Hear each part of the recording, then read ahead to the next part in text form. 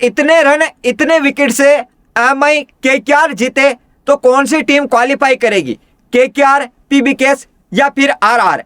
चौंकाने वाले दो बड़े समीकरण आए हैं और सभी की टेंशन बढ़ा दी है। शायद आईपीएल इतिहास में ऐसा पहली बार हो सकता है। जी हां, एमआई खेलेगी आरआर के खिलाफ, केकेआर खेलेगी डीसी के खिलाफ। अब एमआई प्लेऑफ की रेस से बाहर हो गई है, डीसी प्लेऑफ की रेस से बाहर हो गई है, लेकिन केकेआर अभी पॉइंट टेबल में जिंदा है, आरआर जिंदा है। दोनों टीमें प्लेऑफ की रेस में होड़ लगी हुई है। इनके बीच में 3 टीमें हैं। अब 3 में से 2 टीमें बाहर होगी, एक टीम प्लेऑफ में जाएगी, जो कि प्लेऑफ में पहुंचने वाली चौथी टीम होगी। लेकिन कौन से वो 2 समीकरण है, किस समीकरण से कौन सी टीम क्वालिफाई कर सकती है, कितने रन से जीतना है, कितने विकेट से मुकाबला जीतना है, मैं आपको बताता हूं दोनों समीकरण। लेकिन आपको क्या लगता है, आरआर, केकेआर, पीबीकेएस, इन तीनों में से कौन सी टीम होगी जो प्लेऑफ में जाएगी? कमेंट बॉक्स में कमेंट करके बताना। अभी आप पॉइंट टेबल देखेंगे तो आरसीबी, जीटी, एसआरएच तीनों टीमें क्वालिफाई कर गई है। और हम बात करें हैं पीबीकेएस, आरआर और उधर है केकेआर। अब 3 में से कोई 2 टीमें होगी जो घर जाएगी और एक टीम प्लेऑफ में आएगी। देखो, आरसीबी, जीटी ये तो क्वालिफायर 1 खेलेगी और इनमें से जो जीतेगा सीधा फाइनल में जाएगा और ये तीनों के अंक है 18-18। लेकिन एलिमिनेटर मुकाबला जो खेलेगा ना, वो जो जीतेगा वो क्वालिफायर 2 खेलेगा। किससे खेलेगा? जो आरसीबी और जीटी से हारेगा, ठीक है। और एलिमिनेटर मुकाबले में जो जीत गया वो जाएगा फिर फाइनल में, हार गया घर जाएगा, ठीक है। सॉरी, क्वालिफाई 2 जीतेगा तो यहां लड़ाई लड़ रही है।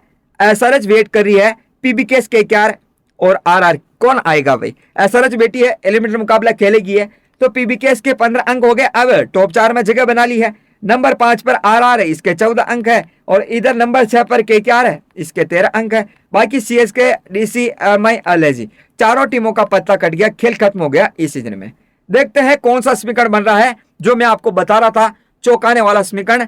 और आप भर भर के कमेंट कर रहे थे, वो कमेंट करने से पहले आप समीकरण को समझ लीजिए कि ऐसा हो सकता है, और शायद तक बता रहा हूं मैं, ठीक। देखते हैं यहाँ पर पहला समीकरण ये कि आरआर वर्सेज एमआई। इस मुकाबले में अगर आरआर जीत गई तो आरआर क्वालिफाई कर जाएगी, बाकी नीचे का कोई समीकरण काम नहीं आएगा। लेकिन उल्टा हो गया भाई साहब, आरआर वर्सेज एमआई, इस मुकाबले में एमआई जीत गई तो फिर पीबीकेएस या केकेआर दोनों में से कोई एक टीम क्वालिफाई करेगी, प्लेऑफ में जाएगी। कैसे जाएगी वो भी, पीबीकेएस कैसे जाएगी, केकेआर कैसे जाएगी, उसका भी समीकरण बनता है। देखो, केकेआर अगर हार गई तो पीबीकेएस क्वालिफाई कर जाएगी, ठीक है।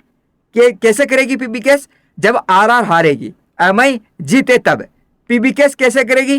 केकेआर हार गई डीसी के खिलाफ तो, और अगर केकेआर जीतती है तो वो जीतना ही नहीं है भाई साहब।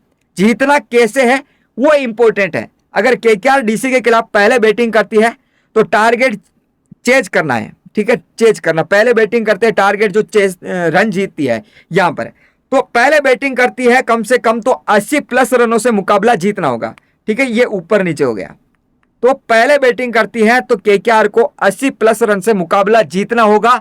जो भी टारगेट देती है बड़ा स्कोर बनाना होगा डीसी के खिलाफ। अगर सेकंड बैटिंग करती है, केकेआर सेकंड बैटिंग करती है, तो अगर टारगेट चेज करती है 200+ का, तो 12-13 ओवर में ही उसको चेज करना होगा, ठीक है। ये समझ लीजिए केकेआर कैसे जीते, जो कि संभावना नहीं लग रही है कि केकेआर इतना बड़ा मुकाबला जीत जाए।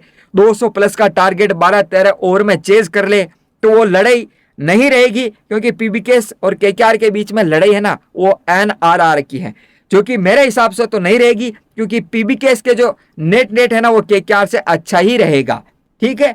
तो यहाँ पहला समीकरण ये है कि आरआर जीत गई तो ये क्वालिफाई, हार गई तो पीबीकेएस क्वालिफाई। मैं तो यही कह रहा हूं, मेरे हिसाब से तो समीकरण यही है। चाहे केकेआर जीत भी जाए तो भी पीबीकेएस का ये नेट है ना वो कम नहीं कर पाएगी। तो आपको क्या लगता है, इनमें से कौन सा समीकरण बनता है? 2 ही समीकरण बनेंगे, या तो आरआर जीत गई तो क्वालिफाई, या आरआर हार गई तो फिर पीबीकेएस क्वालिफाई। आपकी राय कमेंट बॉक्स में कमेंट करके बताइएगा।